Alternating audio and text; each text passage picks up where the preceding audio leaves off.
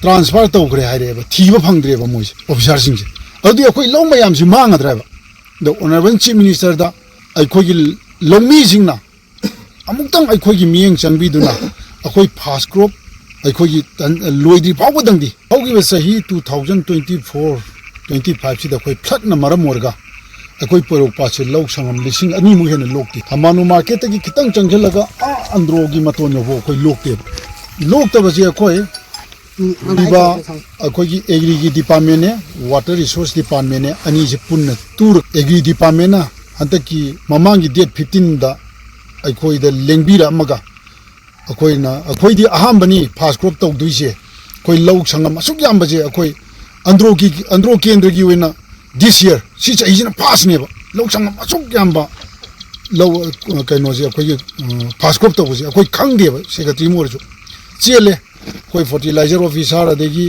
agree की water issue तौर फरे अखोई इसिंग थारगे इसिंग जे थारगे अदुगा लौ जे उबजे सुमाइन तौर तुमचोंग नोइसी उरो हैदना अखोई फर्टिलाइजर ऑफिसर अखोई सनातोंबा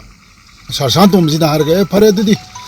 अखोई हार साइब मतम सुमाइन तौब मतम से अखोई क्लास लौग्रे असी तबो अखोई तुलेंगी अखोई कम्युनिटी होंदा अदुई मतुंग इना एग्री ना तौ हाइबगी मतुंग इना अखोई तौबने अदो हौजिक से अखोई हौजिक हार साइरम दाइजिदा अखोई एग्री की ऑफिसर पुना मक्सिंग लोई ट्रांसफर तौबिने बोजिक डे 31 दा इडिशन सेस देमांगरना अखोई उन्नब चलुरे अदु उन्नब चलु कांदा माजे अमुंगना लेरमदे हौजिना आउट ऑफ स्टेशन ओइरे अदो अखोइदि हौजिक से लौजे हार साइदौबगी कर्म मतमदा कमाइन तौबो हौजिक ngang मयाम से अखोई खंगदे तसेंगबदी डिपार्टमेंट ना मोय यावरगा अखोई उगदब लौनेबा हानदि अखोई जे लौ संगम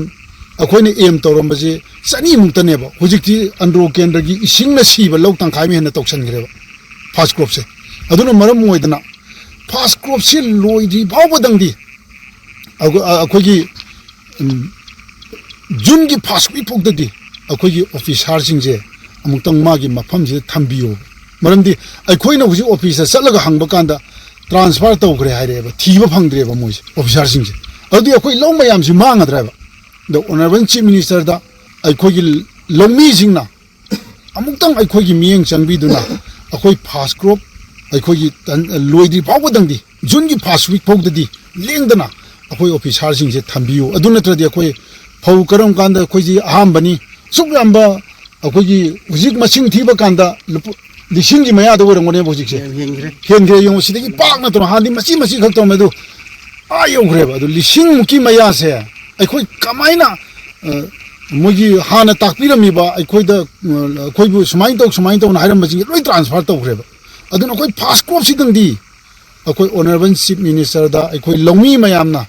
इकोक नो नाइजरी फास्ट क्रॉप होगददी अखोई लैबो ऑफिसर सिंह से लेंगदन अमता थंबियो अदु नत्रगदी अखोई लौजे करम कांदा हार साइनी कमाई तौनी हेबसे असुक यामबसे मोइना अमुक तामे अमुक ताकप लाकपियो हकांदा अखोई दि ट्रांसफर तौरे हाइजले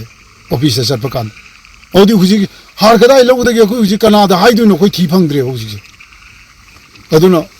अखोई फार्मर की साइड तगी ऑनरेबल चीफ मिनिस्टर दा गवर्नमेंट दा अमुक्तंग मियेंग चंगबियो फार्मर अखोई मयामगी अवाबसे अमुक्तंग येंगबिरो 2024-2025 फ्लड थोक्तना अखोई लौ लोखिद्रमनेबा अदुना अंद्रो केंद्र अहम बनेबा फास्ट क्रॉप क्वाइटिंग चाउन तौबसे हाकुमदी लौ संगम कुन कुन थराक्तनेबा कुमचीदी लौ संगम लिसिंग अमु हेना तौरी बुजी हेना तौरे अदुना मेडिया की थोंगदा सेक्रेटरी ने इकाई खुमनबगा लोइनना अखोई चीफ मिनिस्टर नामतंग मियेंग चंगबियो थु मतमदा अदु नत्रदि अखोई लौ कमाइना लोकनी कर मतमदा अखोई कमाइन तौगदगे से अखोई कइनोदा खंगबा लेतेबा हार पोरे त साइबा याबा नतेबा अदु हार सिजु अखोइना लौ संगम अमदा नुंजु पंधादा हार बेग अमा फानिंग से चंगदबदो हौजिक फास्ट क्रॉप तदि हार बेग अनी की मया चंगदोक तौवेबा लौ संगम अमदा अदुना मरम मोरगा अखोई अवाबसे अमुतंग चीफ मिनिस्टर न कोपियु हारगा